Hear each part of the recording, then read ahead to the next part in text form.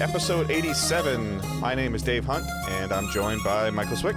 How's it going, Dave? Are you guys in the middle of a heat wave? Again, we have to do the thing where we arbitrarily just talk about the weather and stuff. I had to lower my AC to record, and I'm feeling it. It got hot, but we're also getting a lot of sporadic storms with as high the humidity is. Yeah. Like today, I went to lunch at, I don't even remember what time it was, 12:30 or 1 o'clock. Came into the store. 10 minutes later, it's pouring, and it also, it sounds like a plane is taking off on the metal roof as heavy as pouring. I'm like, oh, good thing I wasn't outside then.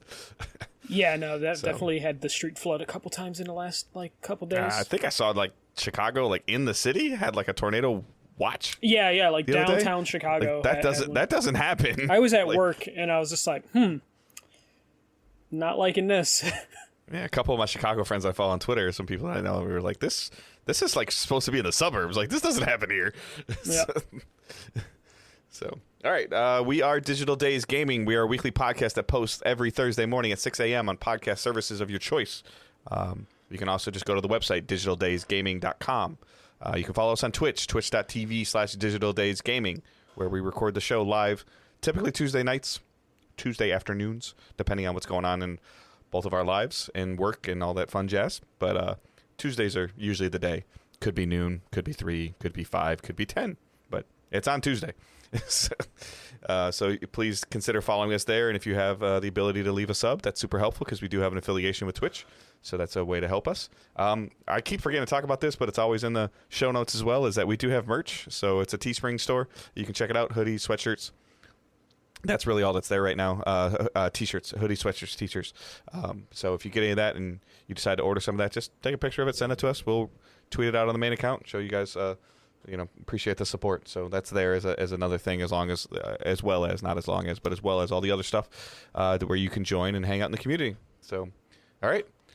We got some things to talk about, some basic news and a bigger story. It's always nice to wait till Tuesday for that.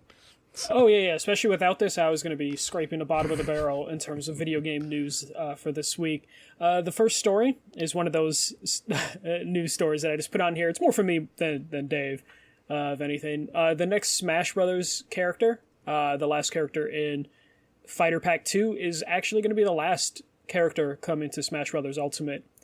Right now, there's I didn't want to do the actual numbers, but the game there's a lot. The game launched with 74 characters, I believe, and they've added 2 DLC packs, so it's over 80 characters. So the second character just launched this week, and Sakurai. It's the Tekken stuff, right? Yeah. It's of course, it's character stage, 40 tracks. Music tracks from Tekken. It's insane the amount of effort and work they put into these expansions. But it also, it being second to last, has left speculation run wild because the next fighter. Where's the next Smash? Well, yeah, especially. I guess who's the next fighter? Yeah, who's the next fighter? And it's happening before December 21st of this year. So Smash Brothers, we get one every console generation. So it's going to be this last Smash. Which also is going to it's going to add fuel to the fire about the Switch Pro or whatever this thing's going to be. Yeah. And then if we hear about it in June, around E3 time of 2022, and then a Smash game in the holidays, it's just it feels like some stars are aligning of whatever this new Smash Brothers is or isn't going to be. Yeah, but it's a thing where I almost think, Sakurai talked many times, I think 3 Smash Brothers before this. He was like, I'd never want to make a Smash Brothers game again. And then he keeps doing it. I don't know how they top this one, but all I know is... Yeah, but also, wasn't he the one that found out he was working on it, from the press conference? There was a couple instances in video game stuff. I know that happened with Nomura and Final Fantasy VII Remake. Yeah. But yeah, no, I believe they announced the Smash Brothers before any work had happened on it. So it was just okay, I guess we're doing it sooner than I expected. So this is going to put a lot of pressure on what they end the DLC pack for, and this will probably be the last Smash Brothers for several years, just because if they do a Switch Pro, is that really enough of a platform, it being a boosted, souped-up Switch to justify doing this? And also just, what do they do with the franchise after it's done? I mean, they could fix the online, which would be great, but I don't think they'll ever do that. So...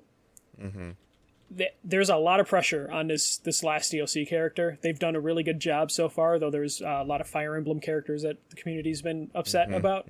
So will they end this with, the often rumored Master Chief? Are they going to end it with Sora?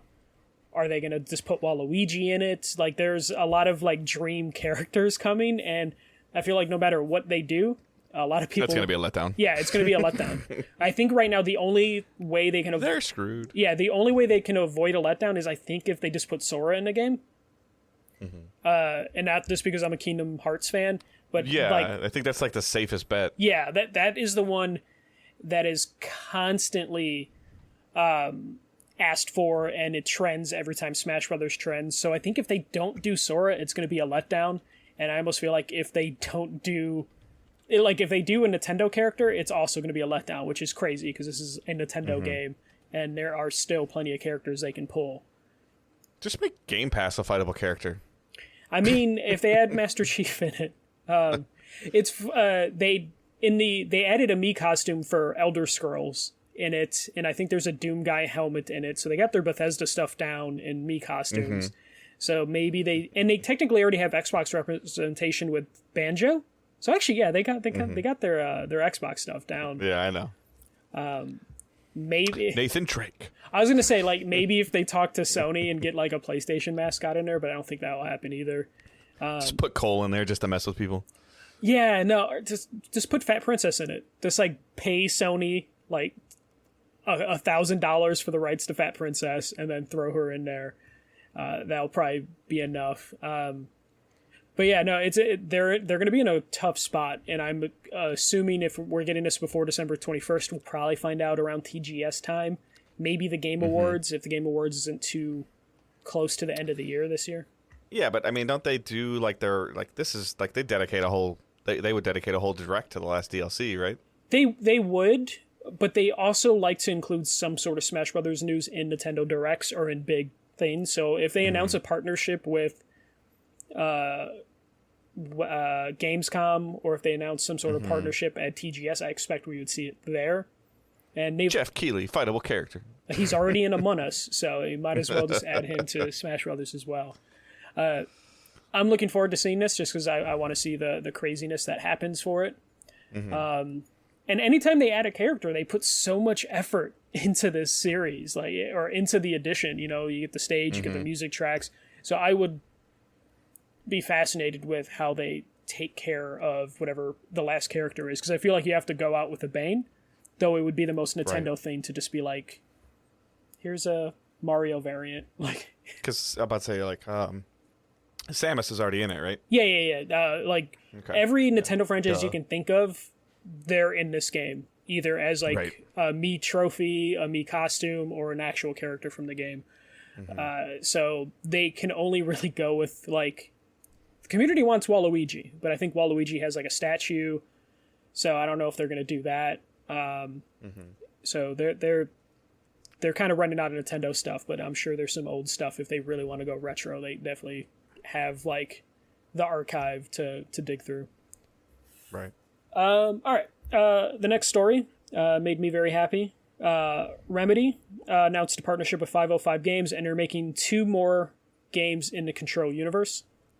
The first is Project Condor, and it's a 4-player PvE game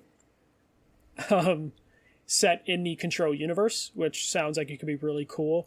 Also sounds like it will probably be a Left 4 Dead clone, since Left 4 Dead games are the new hotness. It also sounds like it could be very chaotic. It could be. Like, I want to see what they can do with a co-op PvE game in the Control universe, because that game... I mean, full disclosure, I haven't got very far in Control for whatever reason.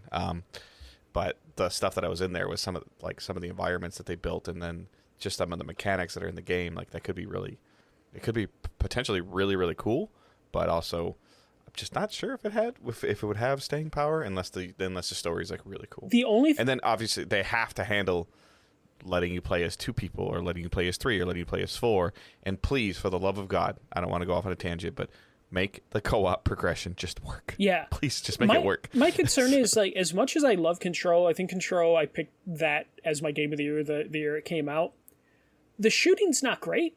in Control. It's serviceable, so I Right. would hope that they tweak the shooting enough to make it make sense in a co-op It's PvE it's third person action story game over the shoulder tolerable. Yeah, basically, you know, especially I haven't played it on PS5 or Series X yet, even though it was a Plus game. So I wonder how that game feels in 60 frames, but definitely when I was playing it on the PS4 Pro, and it was locked at 30, it was like, oh, this feels... Frames can definitely help target acquisition and feeling. For Yeah, sure. yeah. Which I should probably... I think I have it downloaded. I should probably just mess with that just to test how it feels. And then they quietly announced in the same press release or blog post that they did for this, saying that they are doing a sequel to Control, like a big budget sequel to Control, which I don't know if that means, hey, don't worry, we're doing something on the scale of the other game, or if they consider the first Control not big budget and they're like, hey, we have this franchise established, it's sold pretty well, now we're going to double down and go big on Control. Do we know the size of Remedy Studio? I believe they scaled up because I think they're one of the companies Tencent put money into. Okay. So they definitely have the ability to... I mean, the first immediate concern is a studio that typically makes and produces one game now. Yeah. Potentially making and producing two simultaneously. Obviously not coming out at the same time, but assets, you know, and people are being moved around, or you just continue to add more people, which doesn't always necessarily make for good content. Yeah, I'm trying to see how big their studio is, because they've always had, like, big backing. Like, Control is the first time they've ever really gone, like, full independent. Yeah, 505 is a huge publisher. Like, they're a great publisher, and they're definitely giving them the cash that they need to make this deal, and they signed a multi long-term deal, and it's an IP that they know. It also leads me to believe that there might be some IP attachment for 505. It is, yeah, because 505 is the one that kind of fucked up that Ultimate Edition stuff, to where Remedy had to be like, hey, this isn't our decision. If I remember, where it's like, if you bought the Ultimate Edition, you got the free upgrade, but if you didn't, it was impossible for them to give you an upgrade, and then they accidentally gave everyone the upgrade and then took it away. 505 definitely has control over this IP, and Remedy wants to continue to work on it. But yeah, Tencent have a 14% ownership, it looks like, in Remedy. So they definitely have, like, the financial backing, and then 505 seems like... 505's probably been looking for a big franchise for several years now, it feels like, and Control could be... Since the last Control? For like several years, I think 505 has kind of lived in that, like, AA space, and Control was their first time of, like, oh, we can do AAA, and it could be financial, like, beneficial to them for trying a AAA game. So I mean, I think it's cool. Like, people loved Control. Again, like, I didn't finish it not for any particular reason. When I started it, I think I just got distracted by something else. So I didn't have anything against it or didn't like it. I want to play it, but there's also a lot of stuff that I want to play. And just to continue that universe, I think is great. Mm-hmm. So. And I want to see what a co-op game in that universe looks like. That game goes to some crazy places, plays around with, like, how you move around the world a little bit with powers. Like, is everyone going to have powers? Is the world going to be as warped and weirdly built for a co-op game? How will that work in a co-op?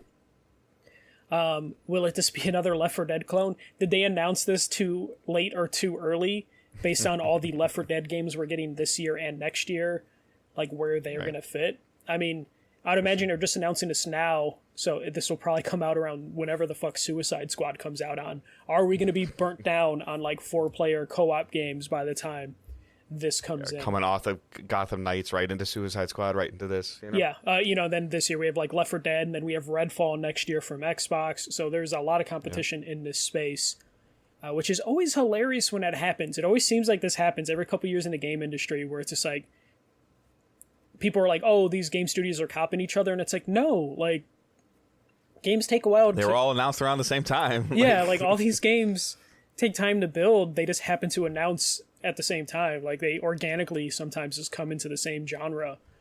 Like, people have been wanting the co-op thing, I think, like, I would probably credit like Destiny in terms of like getting PvE stuff really popular, and then made people like reminisce about like, oh, remember Left 4 Dead? That was really fun. And then now we're getting a thing where it's just like people are kind of done with looter shooters because like Destiny did that gold standard that no one's been able to really achieve with it. So then people are like, okay, what if we just do co-op PvE and we just don't do looter shooter shit? And now like all these studios are just making basically the same game until the next thing rolls around. Yeah, it's a delicate balance. We'll talk about it a little bit more in the next story too. But like multiplayer games in 2021 going forward, like I think that there's a bar or a standard that you need to get to, and you can't just be like, hey, we're just gonna make a multiplayer game. And it's like, okay, well, like I almost feel like seasons are kind of something that has to happen, or in some type of progression. But it'll be interesting to see. Maybe not in a PvE style only game. Or a game that doesn't have like high replay value to it, but I think that like if, and again circling back to the point, like if this 4-player co-op thing doesn't handle co-op correctly, like it ain't gonna work. Yeah. Oh yeah, no, exactly, and that is my biggest question with it is just how will it handle bringing the control? Like they can't lose any of the things that make it Control, you know, like how well can they transition this to where this still feels like, oh, this is a Control game, and not just like, oh, they have the gun from Control. Like it still needs to have that vibe. And like a horde style PvE game in the Control universe could be potentially cool. How long of a staying power does it have on it? Yeah, who knows? Depends on what kind of content they're going to put in it, or continuously put in it. Yeah, will they go the games as a service route sort of thing? Will that be successful for them? Will people just be tired of games as a service by the time this comes out? We don't know what the game industry is going to be like in 2 years or 3 years. Right. Especially they announced this and they owe Xbox an exclusive. Crossfire X is supposed to come out this year or next year. And, you know, that's a multiplayer game. So I guess we'll find out how they can handle multiplayer. Oh, it looks like they have 250 employees according to their Wikipedia. That's not a lot for 3 games. I forgot about Crossfire X. Yeah, I did too. I loaded up their wiki just to see if I could find anything. Yeah. But it's 250 people. They're doing Crossfire X, which looked really cool. But I haven't. But you're talking about like 85 people on a game, like. Yeah, I even if you're doing like the skeleton crew thing, where it's like, okay, we have 200 people on here, 25 here, 25 there. It could be several years. But I guess we'll find out if they staff up or if 505 has an incubation system to where it's like. But signing the deal too gives them the ability because now they have the payroll. Yeah. So we'll have to see like over the next 6 months like what their studio size turns into. Yeah. But again, just because just because you start hiring another 100 people, 150 people, doesn't they're fine now. Like no, it's like, I got to teach those people how to make Control. Exactly. You got to onboard and all that sort of stuff, and then they're a company that they're located. I think mostly in Finland, and they're also a global company at this point where they have several studios and that's all sorts of thing. And something that people probably aren't thinking about, we're getting to the point in the world where people are going back to the office, and that also is going to be a long process of getting people back into office. You ain't going back to the office in Finland. But, you know, like in terms of like companies can't say the next day, like, all right, guys, tomorrow we're back in the office, because it's going to be a long process of like negotiating. Well, just like they transition people out of the office over time. Yeah. Before it got really bad, they're going to have to transition them back in. Yeah, and get people used to it again. Whatever equipment needs to be reset up that was taken home needs to be taken care of, and then also just negotiating with employees of being like, we know you can do your job fully from home, but we have a really big lease on this office building, so we really would like you in here. Because that's what it's going to come down to, is just like companies lying to their employees, being like, hey, yeah, you totally could do your job from home, but we need you here because we made financial commitments. The skee ball table that we put in a break room isn't gonna play itself. So that's Remedy. And then again, our favorite thing, the thing we talk about every couple weeks. Every couple weeks. Yeah, studio acquisition time. This one, not much of a surprise, but still one of those ones that I think I've been saying for the longest time, and you as well, of just like, when is this going to happen? Sony has bought Housemarque. So Housemarque is officially part of the PlayStation studio family, which is big. About time. It's something that I've been just saying, like, they needed to do. I think I saw some stat on Twitter today that in the last 21 or 22 years, Housemarque has made 3 games that weren't PlayStation exclusives. Yeah, it's like Outland, an Angry Birds game, I believe, is a credit to them, and I forget what the other one is. I have their page. Yeah, but it's just like again, this is similar to, maybe not on the grandest of scales, because like Insomniac, but Sony owns Ratchet and Clank. Insomniac is the best studio to make Ratchet and Clank. Sony owns Resogun, Dead Nation, all these IPs that Housemarque's been making for them. Returnal, like, they own them. So like, if they want to continue to do any of this stuff, they have to go to Sony first. Sony has to want them to do it. So now it's just, all right, let's just cut out the middleman. Like, enough of this. Yeah, and this is a great acquisition for Sony, because the thing that I've been complaining about when they close like Japan studio is just like, who are going to make like the small games? And now Sony has a studio that, if they wanted to, I don't think they're going to go back to smaller games, but if Sony wanted to make smaller games for a little bit, they have a perfect studio that can easily slide into that spot. But I think like Returnal was definitely a tryout for them in terms of like, can you guys make a big AAA sort of experience? And the answer was yes. So Sony was like, okay, cool. We now know like your floor and your ceiling, and now what can more money and security do for the studio? And I don't think that this is like a stake in the ground that Returnal was like this amazing game. And it's not a bad game, but it's just like, I think it met expectations for a new IP on a platform that, you know, has a significantly smaller install base than PS4, and then a relatively unique IP that, personal opinion, a punishing IP. Yeah.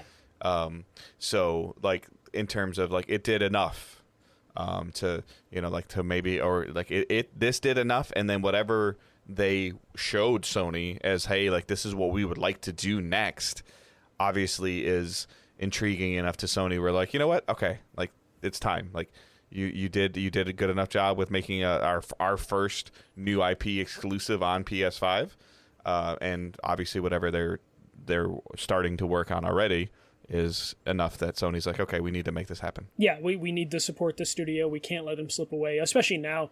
I wonder how much they benefited from the PS5 audience being kind of exclusive starved right now, even though they're not really exclusive starved based on how many have released, but they are for a PS5 only thingy. Yeah, PS5 only games. I wonder how much they benefited to where Returnal's numbers were significantly higher because the fact that everything is kind of spread out from it.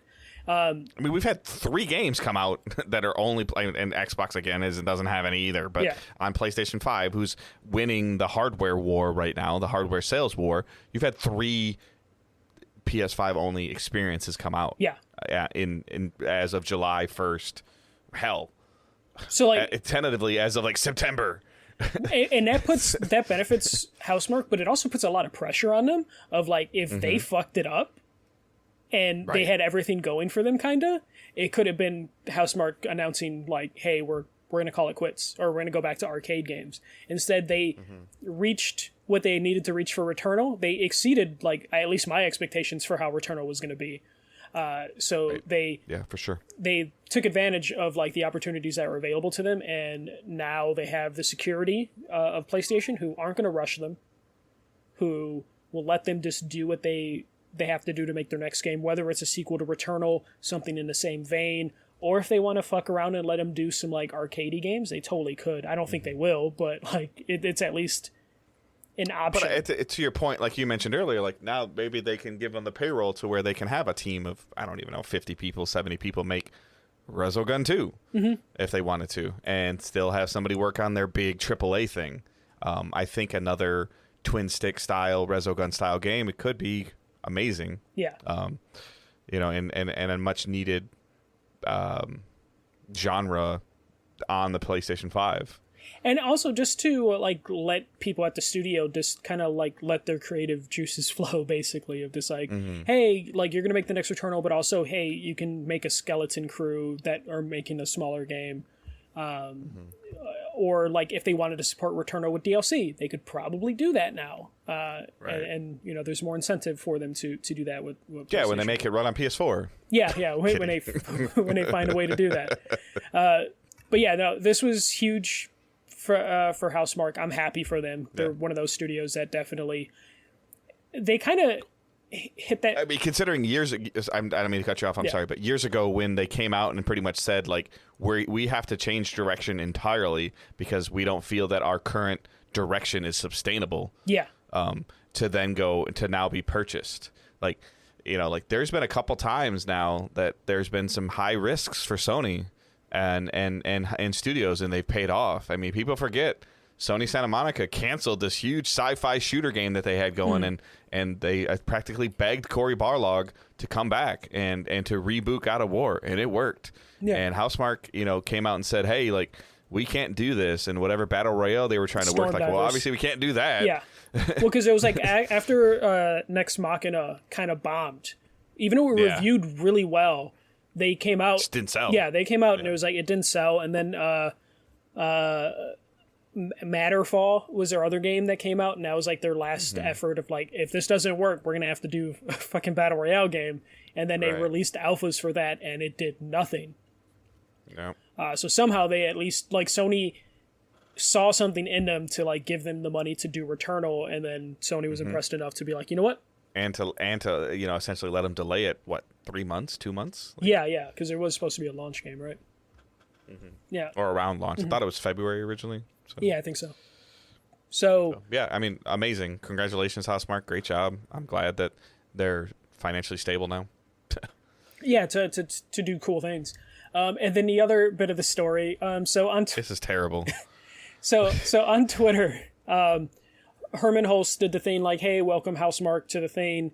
PlayStation US, PlayStation Europe, then put an image of like the Returnal main character, you know, next to other iconic PlayStation Studio characters right now, and had the logo Housemarque.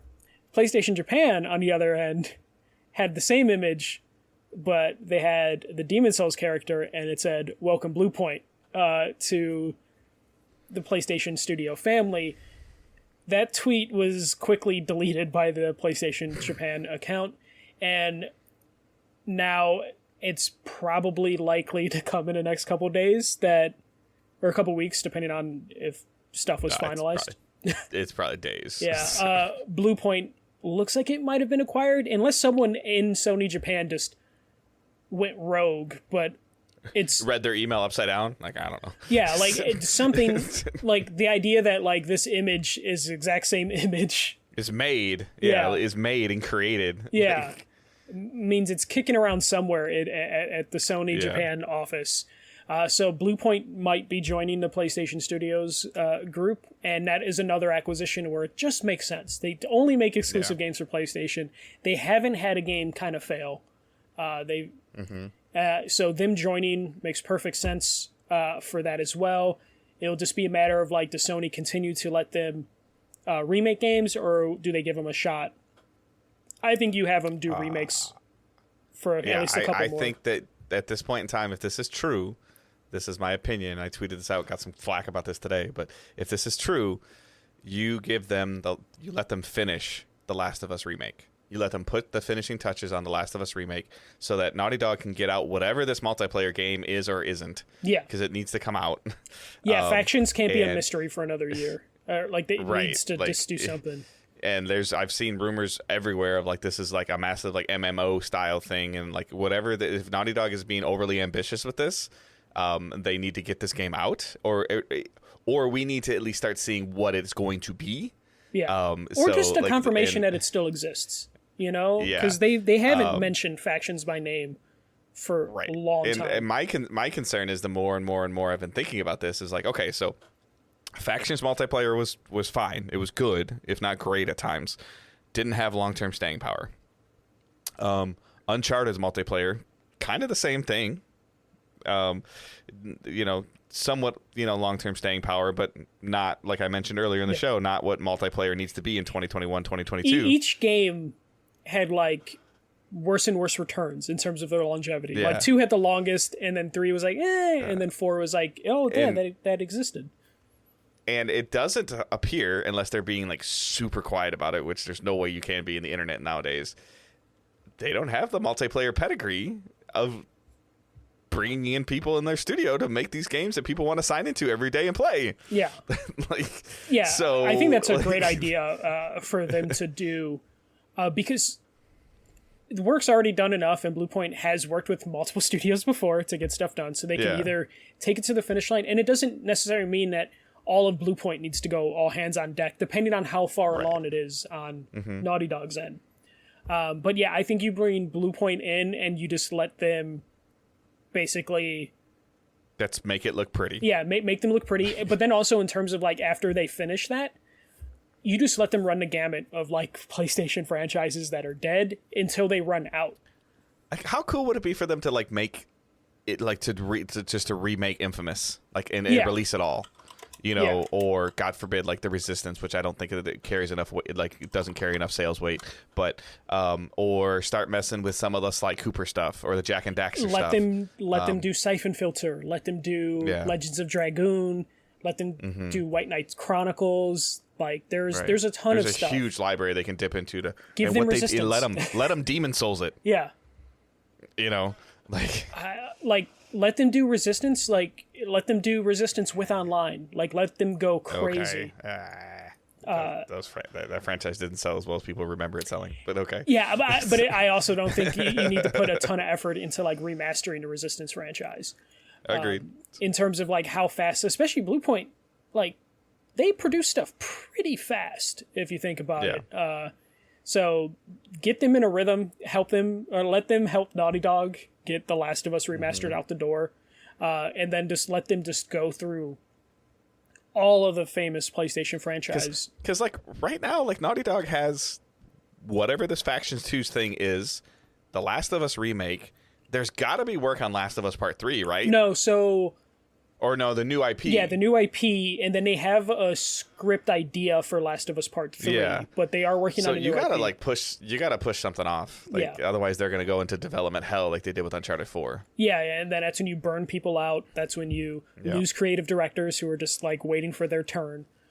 But yeah, this opens up Sony for like so many possibilities in terms of what you can do. It's great bench. I mean, great bench. Yeah.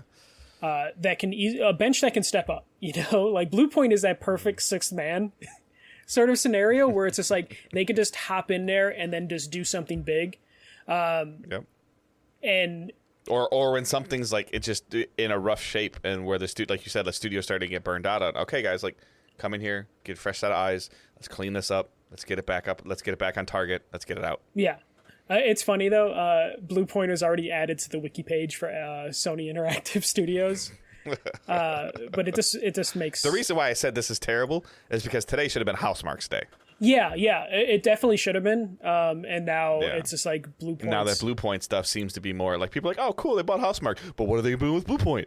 Like, Housemarque should have had their day. Yeah. And that's the thing, is like, with Housemarque, we don't know what they're going to do. Bluepoint, you can fantasy book like what they can do because they're mostly the remastered studio. And I also don't think this is them like building the foundation for this next state of play. There's another state of play coming, but these studio acquisitions have nothing to do with it because we're not going to see like a title screen for Housemarque's next game. Like, no way. Like I can see if Bluepoint's doing another remaster, you can do a logo drop for that. Yeah. But Housemarque no. But like. Yeah, like imagine if Returnal didn't exist and then Housemarque just dropped like a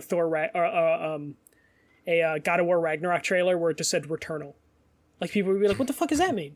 Like you need to show gameplay, but Bluepoint you can literally just throw any old IP splash screen on there and people lose their shit.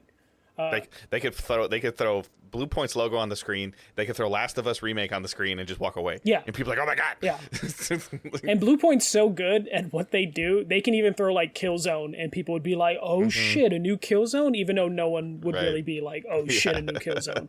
But because Blue Point has kind of set themselves up with a pedigree of like the kind of games that they make and the quality they make, they can literally throw any old IP on a splash screen, and people will be excited with like what the possibilities can be. Shadow of the Colossus 2. The remaster. But you say that, and if Blue Point Dolphin. If Blue Point says Ico remastered the way they did Shadow of Colossus, like people would lose their shit for like an Ico or Last Guardian. If you know, like Last Guardian, now at truly 30 frames. Yeah, exactly. Sorry. Hell, Blue Point, and then it just says agent, and then people lose their mind. Like, oh my god, it's happening. People would lose their shit. But yeah, that's it for news. Good for Housemarque, and a premature good for Blue Point in terms of if that happens. Watch something happens and like Nintendo announces they bought Blue Point, and we're just like, what the fuck? What the? Like how? But that's it for news. All right. Playing and watching.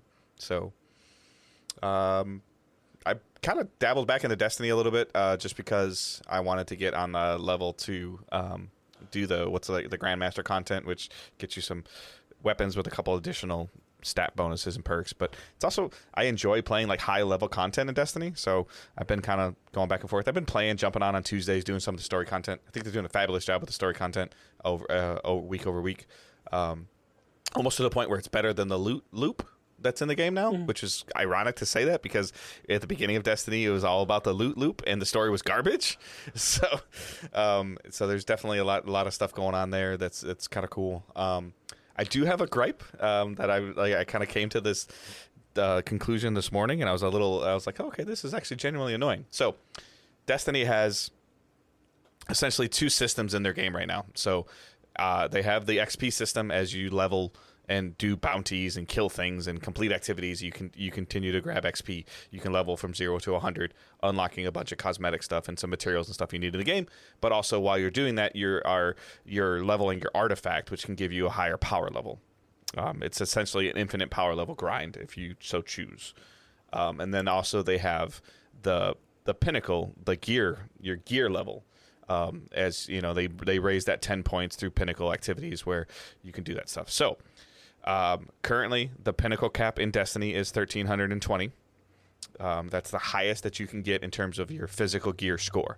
And you can continue obviously to raise your power level based on leveling your artifact up. In order to do the Grandmaster content that I want to do, you need to be power level 1335. So you need to get your artifact to plus 15. I am like level like 103 or 104. So I've done my 0 to 100 thing, and I'm only plus 14. I think that I feel, this is the realization I came to today. I am base power 1320. I've done enough of the pinnacle activities and gotten enough of the gear to drop that I am the highest. The game will not drop things for me any higher. And I have completed the battle pass, season pass, whatever you want to call it, for this season, and I am not at a high enough level to do the Grandmaster content. That's super weird. Like I have to go back and do some bounties and do some seasonal challenges to get like another, I don't even know what it is, like 800,000 XP or something like that. Getting 800,000 XP is not going to be terribly hard. I can do some things and get it done, but I'm just annoyed that like you shortened your pinnacle power grind down to 10 because you got rid of sunsetting. I'm not going to go down. You got rid of you're trying to increase the weapon loop, and you said everything's going to be viable going forward. It's fine. That's your choice. So I hit your power cap for this season. I completed your battle pass for this season. I'm not high enough to do your end game content for this season. That's irritating. Mm-hmm. How much longer is in the season? Like another 6 weeks. Oh, that's unfortunate. Like, right. So like I can do it. Like there's like three challenges that I can go in and I'm sure I can like shoot things while hanging upside down. And with this gun, and like that's fine. Like and if I have to do it, I'll do it. But it's just weird. Like if I hit 100 on your battle pass, make my artifact plus 15. And then if I play your pinnacle activities and I hit your pinnacle cap, then I can do my Grandmaster content. Like I was just like, this is like, fix your system. like it's just weird. Messing around a little bit still with Mario with Owen, but I'm kind of out of the loop with games. I need to sit and look at something on Xbox and pick something to play. They've added some more stuff to Game Pass. Yeah, I've been meaning to dabble with some more Game Pass stuff just because I'm kind of in the same like rut you're in right now, especially after finishing Ratchet and Clank, where I'm just like, what's next? But yeah, no, definitely need to dabble in Game Pass stuff, or I'm still waiting for like the next PS Plus announcement and hope something big comes out of that. Yeah, I mean, it has nothing to do. Again, I'm just kind of in like this rut where I just need to decide to play something. I have Luigi's Mansion 3 through GameFly. I'll probably mess around with that with Owen. I've been having some fun. He's home. He's not in school now, so he's home a little bit more often. So he's kind of on this kick where, like, the last couple months, he wasn't even like touching his Switch, which whatever, it's fine. And now all of a sudden I'll get home from work or playing softball, and he's like 9:30 at night. He's awake when he shouldn't be. And Daddy, will you play video games with me? No, go to bed. But I do enjoy playing video games with him and messing with him and seeing him hopefully get a little bit better at some of the games. But watching. I went and saw Fast 9 in the theater, obviously. That was fine. It was Sunday afternoon. It wasn't crazy crowded. We bought our tickets online, had to reserve them, but they seemed to handle it fine. It was good. It was exactly what I expected it to be. It was just kind of over-the-top ridiculousness with cars and explosions and stuff blowing up. It was fine. My daughter really loves the franchise, like really, really loves the franchise. She didn't believe me that I said there was 2 more movies, but apparently there's only 1 more movie, but it's going to be 2 parts. Oh, really? Yeah. Oh. It's going to be like, so there's like it's going to be kind of like the Avengers Endgame style thing. Yeah, so then I'll launch them into Infinity space. War Endgame. And then we're not going to know what happens until the next time. But yeah, I don't think you'd be disappointed if you went and saw Fast 9 if you've seen the other 8 movies. So it will be interesting one day if with Cena in there, if they can get The Rock back, whatever relationship problems he has with Vin Diesel. Yeah. But to have a scene with Vin Diesel, The Rock, and John Cena would be fascinating in the Fast and Furious world. Yeah, it's like it almost, if you stand them next to each other, you can't tell which way they're morphing, but they're basically filling the same like role. Yeah. How was John Cena in it? I heard a lot of people saying he wasn't great in that role. I don't think I don't feel like they gave him enough time or they fleshed him out well enough. I feel like they do that with a lot of the villains. It seems like they don't have the most. I want to be careful because I don't want to spoil anything for anybody. Yeah. But I think overall he was good. Yeah. But they kind of like went through some stuff pretty fast at the very beginning of the movie, to where you're kind of like thinking about a couple things like, wait, and then, you know, I feel like they kind of do that thing that we see sometimes in video games where they reach really far back to connect the dot, and you're like, really? Yeah. But I hope they do the thing where it's just like, yeah, we have a past, and then they just like superimpose John Cena into a scene in Fast 1 or Fast 2. If it's something like that, then I'm all for it, because that sounds stupid. It's like, oh yeah, he was always here. He was a little kid in the background, and you're just like, what the fuck? But yeah, overall, I was happy with it. Loki, it's getting super fascinating. The variant that they're chasing is like super interesting. Mm-hmm. But starting to get a little confused. Like I love the fact that I have to do this, but I hate the fact that I have to do this. Every time I finish a Disney Plus show lately, I have to go watch a YouTube video and somebody explains something that I missed that was in the background. That's like an obvious thing. So yeah. I guess, you know, kind of mini shout out. We watched this YouTube guy, Heavy Spoilers. He does a really good job. He's done stuff for WandaVision, for Falcon Winter Soldier, and now for Loki. Yeah, I usually still getting over this cold. I usually watch that stuff when the show's over or the movie's over, just because sometimes those videos predict things that I really want to happen and I didn't think would be like a thing that would happen, and then the show doesn't do it, and then I'm just like, great, disappointed. Right. Yeah. Was that it? Yeah, that's all. Yeah. Light for me. It's just I got the platinum in Ratchet and Clank just because it's once you beat the game, it's not that crazy the stuff you have to do. Right. So I did that. Probably took an extra like 3 hours to just like. I've heard the shield deflect thing is annoying. Yeah, because you have to grind that to level 5, and then you have to basically just do like the arena. Yeah, the arena and the bar, and then you just have to hope you can pull it off. That was like the only one that took a while, and then there's like feel like they want you to do it 10 times, but how they count the 10 kills seems to be kind of like random sometimes, to where it like took way longer than it should have. That reflected off the ground. It didn't count. Yeah, or just like, oh, they were too close, so you killed them with the force of the shot, but not the shot itself, sort of thing, which was kind of annoying. Right. So I took care of that. Still playing Pokemon Snap a little bit. Pokemon Snap isn't, it's Pokemon Snap. It's not a deep sort of game, so there's not really anything else to report than what happened. Did you catch some Pokemon? You don't catch Pokemon. You take photos of Pokemon. Yeah. It's Pokemon Snap, sir. But yeah, so it took more pictures of Pokemon. Pokemon Go, you catch Pokemons. You don't go anywhere. You kind of go. You places literally to go go somewhere all the time. Pokemon. Yeah. So. But you do go somewhere in Pokemon Go. In Pokemon Snap, you do snap Pokemon. But you don't go anywhere, and you don't capture them. No, but it's not Pokemon Go Snap. It's just Pokemon Snap, Dave. I don't see your point.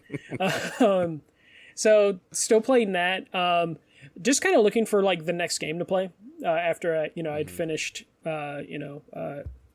Ratchet. I guess the next thing I'm looking forward to is Kenya. Yeah, which is, I think someone said it was like 60 August? days away, something like that. No, it's September. Yeah, like August 10th. Oh, it's September? I thought it was August. It might be August. Yeah, it's like 60 days. I thought someone with a countdown. God, please be August. Yeah, no, I believe it is August because I saw someone say 60 days or some shit. Yeah, that's probably going to be the next big game I play, unless something pops up on Game Pass, which a lot of... August 24th. Okay, August 24th. Just because Game Pass has added a bunch of like little games recently in between like the Yakuza games, so I'm probably going to just start dabbling in that. Tony Hawk came out on the Switch, which I'm very tempted to pick up, but I feel like we're going to get that really cool Space Jam game on Xbox Game Pass. It's going to be a high tier game. That's a beat 'em up. Just like okay, cool. Yeah, all right. It's a huge kudos to Game Pass, though, because I would never buy that game, but I will totally just mess with it for a little bit because it's on Game Pass. Yeah. I guess I could see that. Like, I'll probably download it too just to see. See? But yeah, as soon as I saw it was a beat 'em up. It's more of a kudos to Game Pass than it is to the game. Yeah, that's the thing. It's okay, cool. It's interesting marketing for Space Jam 2 weeks before the movie comes out or whatever. Good job, whatever. Like supposedly community made game. The only people that are messing with this game are people that have Game Pass. Like this game is not. I think it's going to be a free to play game. It's just Game Pass gets it early. I forget exactly how it works. God, yeah. Really? Okay, sorry, I didn't mean to go off on that tangent. Yeah. No, I believe it's like going to be free to play. Now I have to like look it up. I was just like because like there's some this huge marketing scheme with the controllers and stuff like the controllers from are Xbox. really nice, but I think it's really hard to make an ugly controller with their game design lab too. So it's just like right. God, I could have sworn it was going to be free to play, but like I didn't think it was going to be free to play because if it's going to be free to play, I might not mess with it at all. But it definitely looks interesting. But it's definitely not interesting enough to even spend. Like I wouldn't spend anything on it. Yeah, I can't tell when the game's coming. I just know it's like it's they're calling it a Game Pass. July 1st. Yeah, they're calling it a Games Pass perk. Right. So that's why I was just like, is it just coming early? But whatever. I'll probably download it and play it for 2 seconds and be like, this shouldn't exist, and then stop. Yeah, but I was gonna pick up Tony Hawk on a Switch, which I hear it's a good way to play Tony Hawk, but after playing it at like 60 frames, 4K on the PS5, I don't know. On July 25th, the game will be available free to play for all fans through the Microsoft Store on Xbox. Okay, so it's still an Xbox exclusive. For Space Jam. Okay, they're just getting it early. So Game Pass, I think, gets it 2 weeks early. Yeah. So thank you, Chad Warden. Looking for the next thing, Tony Hawk. I just know I'm going to be disappointed with Tony Hawk on a Switch. Like, people say, like... That's why you shouldn't buy it. I know, yeah, exactly, yeah. And I'll probably just wait for a sale or something. If you want to play it on a different platform, play it on your PS5. Yeah, but this portable Tony Hawk sounds fun, but Sounds terrible. Yeah, I already know it's going to be a disappointment, even with my, like, mount thing that I can use an actual controller to play it. Yeah, and then... Don't do it. Yeah, no, I'm not. Go buy a Subway sandwich. And then... That, and then I'm watching Sarah play Spyro just because she wanted to. After playing Ratchet and Clank, she was like, "Do we, let's just play Spyro." So I'm just watching her play Spyro, just because we're in that platformer thing, and it's making me want to play Sly Cooper again. But oh boy, the only problem is I'd have to like use the PS3 because that's where I have the Sly collection. So probably won't do that. I forgot that came out on PS3. Yeah, and that would be the only way I'd want to play it at this point. But man, yeah, I still would want to play. I still want to play it with the DualShock 4 at least. Yeah, I don't think I can go to the DualShock 3 or whatever that was called. Yeah, you can still plug a DualShock into a PS3, so that would be the only way I'd be able to play it. But even then, I'm just like, do I really want to go through all that? Like, I wish Sly, if Sly's on PS Now, maybe I'll finally do a PS Now trial. Though I think I did one like 6 years ago. So I probably don't have a free trial anymore. Can you beam your Vita to your PS4? It could work. But I don't want to play the Vita one. Well, I thought the Sly Collection was on Vita. Is it on Vita? Or is just Thieves in Time on Vita? The fourth one? Either way, I don't know. I don't want to play the Vita one. We're Googling too much stuff on this podcast. But that's it for me. I went to a Sox game on Friday. They lost. It was fine. Still wore my mask through most of the game just because it was just kind of weird being in a full capacity crowd. And apparently they had a bunch of issues where they just don't have staff yet for a full capacity crowd. So lines were kind of crazy long for that. But got to watch the Sox lose, which sucked, but it was nice to just be at a ball game. But that's it for me. Okay. All right. Questions. You can send us questions using hashtag AskDigitalDays. You want to take the first one, Michael? Selena asks, what's one game that you really want a sequel to that hasn't been announced? I really want a Bloodborne 2.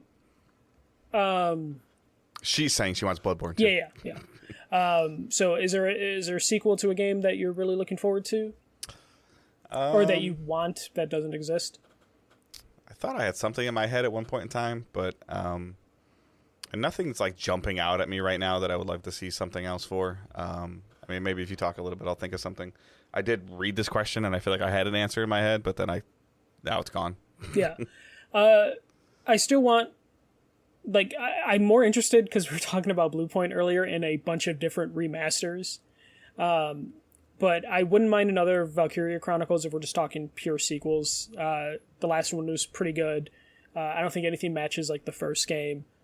I would definitely consider getting into some of the PS1 games. Like, I want a new Siphon Filter. I feel like it's been so long since there's been a Siphon Filter. There's so many cool things they could do with that. I would be interested in a Days Gone 2 still. Days Gone 1 was kind of like whatever, but I thought there was enough of a base that maybe you don't do a game with Deacon because he's fucking boring as shit. But, like, I was interested enough in that world that they built and the engine that they built up that I would love to have seen. I remember my answer now. Yeah. That, and then give me a... See, I want an Infamous remaster more than I want an Infamous sequel. I'm weird. I just want, like, remasters of some games. Yeah. I want Resistance remastered. I don't want Resistance 4. And okay, so ironically enough, I want to see the Darksiders story finished. In which form? In full form or any form? I just want to see, like, because there's obviously a story for all four horsemen. It's been written. I don't if it's asymmetrical or like Darksiders Genesis was average. Darksiders 3 was average, but at least it's told the story of the third horseman or horse person. But the fourth one, I want to see. Like, I want it like the events are supposedly taking place all at the same time. I really liked 1 and 2's storyline and how they kind of connected at the very end. I really want to see, like, the culmination of this story completed. Mm-hmm. Like, that's what I want. Like, I want to see, like, all even if it's 75% telling the story of the fourth horseman and 25% of like, okay, now all four of them together, and like, now what? Like, what are they gonna do? Would you want it to turn into a 4-player PvE game at that point? No, I don't think so. Okay, I just kind of want to see like what the story would be, and if it ends up being. I feel like that's what you get though if they come back to it at this point. I guess maybe again if it's 80 or 85% like playing the fourth horseman, and then who our name is completely spacing out on right now, but then the last like. I guess maybe I'd be even at this point in time I'd be content with a 20 or 30 minute cutscene at the end of like this is how it ends, and I just kind of like watch like a mini show movie or whatever. Like I really like Darksiders 1 resonated with me because of like the Zelda vibes it had to it, and it was just really fun to play. Darksiders 2 kind of like turned that up just a little bit too much RPG for me. Darksiders 3 kind of just went in this old direction, and the Darksiders Genesis obviously changed to the asymmetrical view, but neither one of them fully grabbed me. But I would really like if they announced the Darksiders 4, it would 100% force me to finish 3. Yeah, you would have to, because you how far did you get in 3? Pretty far, but at this point in time, if I go back and play it, I'd probably just start over because I probably completely forgot how to play. Yeah, makes sense. Andy Sum 25 asks, my question for today is if either of you have tried xCloud in the browser since it's gone wide release. I did some NBA 2K21 yesterday and was impressed with how smooth it was. I haven't felt the need just because I just have my Series X, but I did use the Android app before it went wide release. The only thing that concerns me is I've had a good experience with it, but I've heard from some people they have had bad experiences with it, but I think that this comes down to internet connectivity. Internet, hardwired, what type of speeds you have, unfortunately. Yeah. And I have not tried it on the browser either. I'm kind of in the same boat as you are. If I'm going to play an Xbox sitting at my desk right here, I'm going to play my Xbox box. Yeah. And I haven't been at work the last like 3 days, so I haven't had like a reason to test. I know I could test it out just to test it out, but I've just been like, I know it works from the Android app. Burnout, or there's a Need for Speed game. There's a guy at Game Pass I want to check out. Yeah. So. And then we have a question from Jacob. Mario Party got an online update recently. I've tried it out and it works great. Why did it take so long to implement? I wish there were more combo co-op games, local plus online. Do you know of any good ones? For the second part, I unfortunately couldn't think of any combo like playing with someone on a couch and then jumping online with games. There's not a ton of them that you can do that. I mean, like, there's party games that allow you to do that. Like you could do that with like a Jackbox game. But there isn't a ton of games that come to mind that actually have that ability. I can name online co-op games left and right, but it's rare that you get the local that you can take online. I was gonna say, like, It Takes Two, Get Out. Those are great co-op games that you can play couch co-op or online co-op. Yeah, but combining the two is kind of difficult. Right. Even something like Uno technically has that implementation, but it's terrible because you have to use like an app just for the person on a phone, and it doesn't work great. But yeah, I have no idea why it took so long for them to add online to Mario Party, and then they do it, and then they announce a new Mario Party that's coming out in October. Because Nintendo hired somebody that knows how to use the internet. Yeah, and as far as I know, Mario Party works fine. Like they found someone that can do it, probably that knows what they're doing. I almost feel like they wanted to do online with the new one, but they wanted to beta test it, and they don't do public betas for things, so they're just like, let's just throw it into the old Mario Party and see what happens. And it turns out it works just fine, so now the new Mario Party will just have that feature out of the box. Hopefully. Though, it would be the most Nintendo thing for them not to have it out of the box and then just throw it on a roadmap or something, being like, oh, online is coming. Which basically just like, I was going to buy Mario Party because it had this form of online added, and then they announced a new Mario Party, and I'm just like, shit, well, I'm just going to wait then, because the old Mario Party is not going to go on sale. It rarely ever does. I showed Angela a trailer for Mario Golf, the Super Rush or whatever it's called, and she's like, I don't want to play that. We have everybody's golf. Let's just play that. She's like, I am not going to sit there and play golf with you and let you throw Yoshi eggs at me. That is not going to happen. Yeah. Yeah, I saw that exchange, and you're just like, there's a regular mode. you can just play the regular. Was it Rush is the mode? Yeah, or something. Yeah. And then final question, Chris asks, do you think there's a chance Xbox could overtake PlayStation if it keeps pumping out games on Game Pass? No. What's your definition of overtake? Selling more consoles? Absolutely not. Yeah, that's where I was going with it. I don't think they can touch Sony on this. Making Game Pass possibly its own platform? Yeah. Yeah, because PlayStation's not trying that. So it's easy to take over PlayStation if you're trying to do a cloud service when PlayStation really doesn't have a cloud service. But it's obvious that Xbox priority is not selling consoles. Yeah. Right now.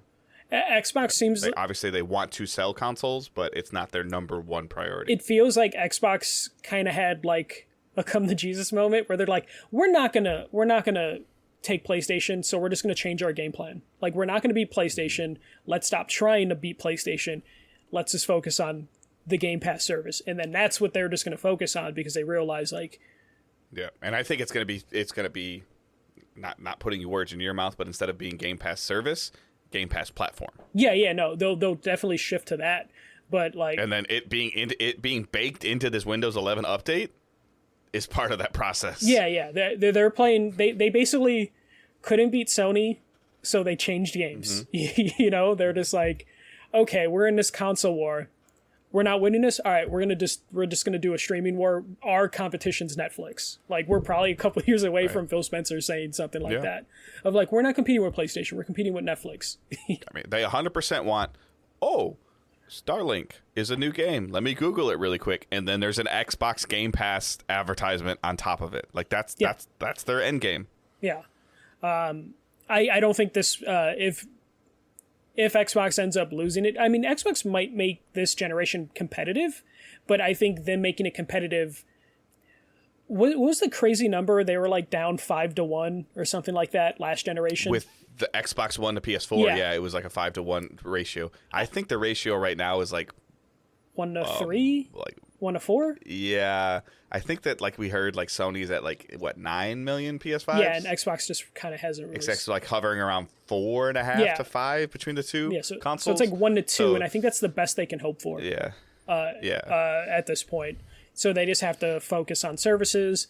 The only problem is the more they focus on a service, the more likely it's going to get expensive. So they have a fine line to balance, which is why I think they acquired all the studios, is because they realize... Yeah, increasing the price of Game Pass is a dangerous thing. Yeah, and we're not too far from them probably having to do that, which is why they pulled the trigger on just like acquiring a shit ton of studios. But yeah, I don't think Xbox is catching PlayStation in a hardware game. But now they're playing a different game, so it doesn't really even matter. All right. So those are our questions. Again, you can send us questions using hashtag AskDigitalDays. You can post them to the Facebook group. You can post them to Discord. You can email us, podcast@digitaldaysgaming.com. Any of those ways.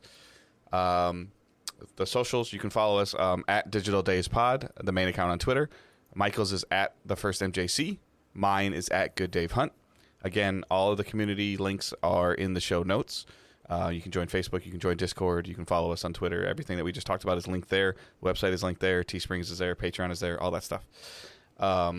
We're going to get a little heavy. We waited till the end of the show to do this because there's never a way to transition out of this.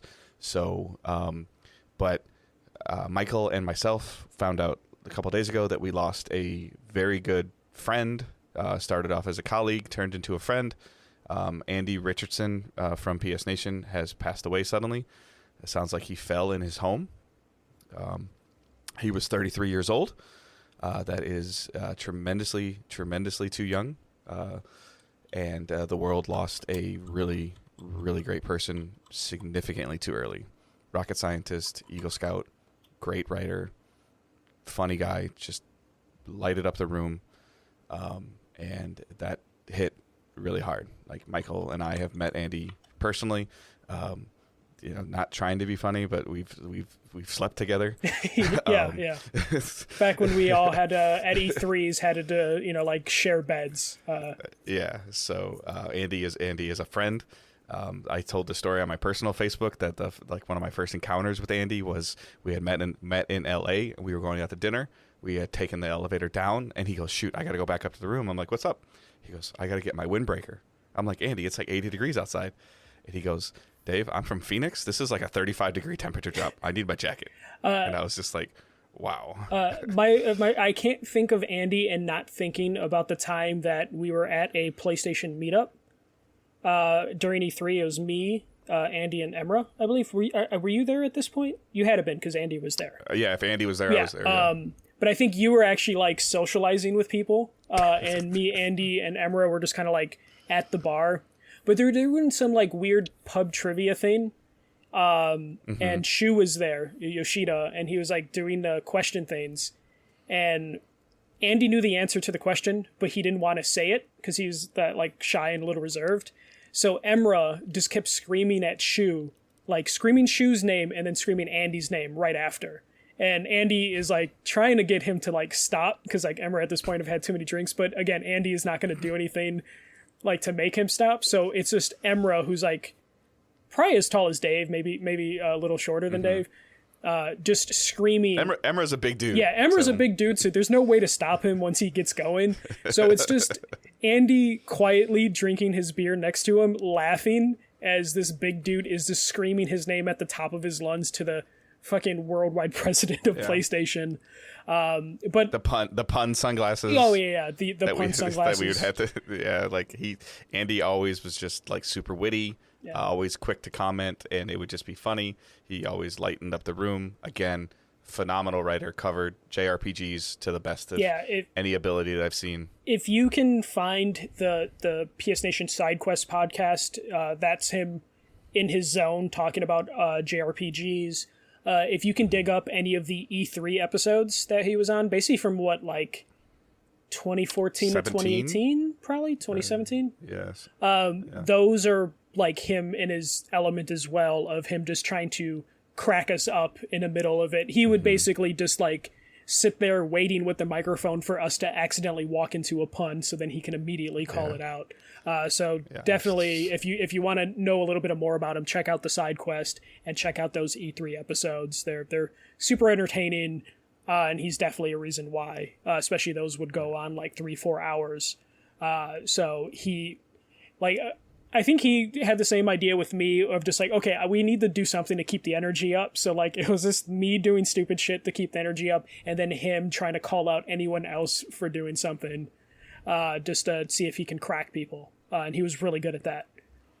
So definitely look those up if you can. Yeah, but just condolences to his family, anybody that knew him personally, his friends. Like it sucks. Like that's the internet day and age right now of like finding something out days after it happened or weeks after it happened. It's just bad. So, but yeah, that is our show. I'm not even going to do anything like super witty or anything at the end. So thank you guys for watching. And again, just rest in peace, Andy. Yeah. All right, guys. See ya.